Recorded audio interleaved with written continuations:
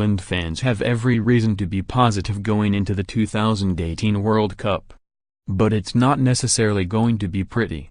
On Friday, from inside the Kremlin, England discovered the three countries they will face in the group stage of next summer's World Cup. The three Lions have been pitted against Belgium, Tunisia and Panama. On paper it looks a favourable draw, but when it comes to England, nothing is ever as easy as it seems. And we asked our friends at Football Whispers to entertain the possibility of England facing elimination from the group stage, exactly what happened 4 years ago. Landing in Group G was good news for England. Maybe only Group A, with hosts Russia, would have been better, but with nations they will take on, England should advance.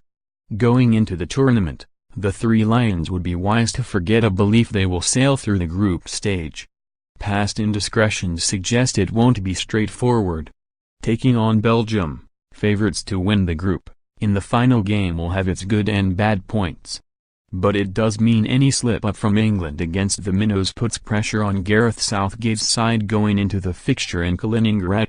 Although England don't often lose group games, they don't win many either. Since France '98, the three Lions have only been victorious in 40% of their matches in the opening stage. They have drawn 5 of their last 15 group games and scored just 16 goals. England tend to be unspectacular, and it usually ends up with the nation's optimism fading before the knockout stage gets underway. Possession-based football is not England's strong point. Southgate's men are much better playing against the bigger nations, when the game is open and they can play on the counter. As history shows, in games against the likes of Algeria, Costa Rica and Iceland, when England have to be the aggressor and take the game to an opponent, they struggle. But that's what the three Lions should expect from both Tunisia and Panama.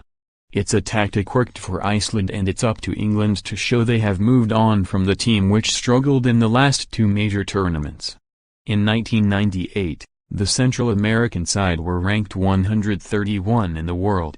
Now, after a qualifying campaign which saw them hold them twice United States to a draw, plus beat both Costa Rica and Trinidad and Tobago at home, they're firmly on the rise.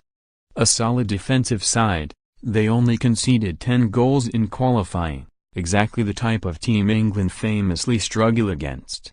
A strong qualifying campaign saw the Carthage Eagles finish unbeaten. It may not have been spectacular, but when they had to step up against Dr. Congo, they rose to the challenge. What will be most dangerous is the African side's tactical flexibility. They can play with 5 at the back and limit any threat, or go 4-3-3 attacking. England don't need to lose a single game to get knocked out. 3 draws and wins for 2 other countries would be enough to stop Southgate's side finishing outside the top 2 places. Belgium are one nation who England wouldn't want to face needing a victory. Virtually the whole squad will be well known to the three Lions, with many of them playing in the same team, or having faced off against them in the Champions League. Romelu Lukaku, Eden Hazard and Kevin De Bruyne have been lighting the Premier League up this season. They are not a team to take lightly. However, this will be a game the Red Devils will be expected to win, and that plays in England's favour. The 2018 World Cup will be a chance for England to play with a positive approach and move through the group stage with confidence. It is always difficult to judge a nation on their qualification campaign. Once it gets down to the tournament, a team's legacy lives or dies. If England can conquer Group G in a commanding manner, only then will they win back the trust of the public. Elimination is a possibility, it always will be, especially when you look at the failings of recent England squads. However, there are reasons to be optimistic. Failing to win a single game in 2014 was a disaster, but it was the first time since 1958 that England have left the competition at the group stage.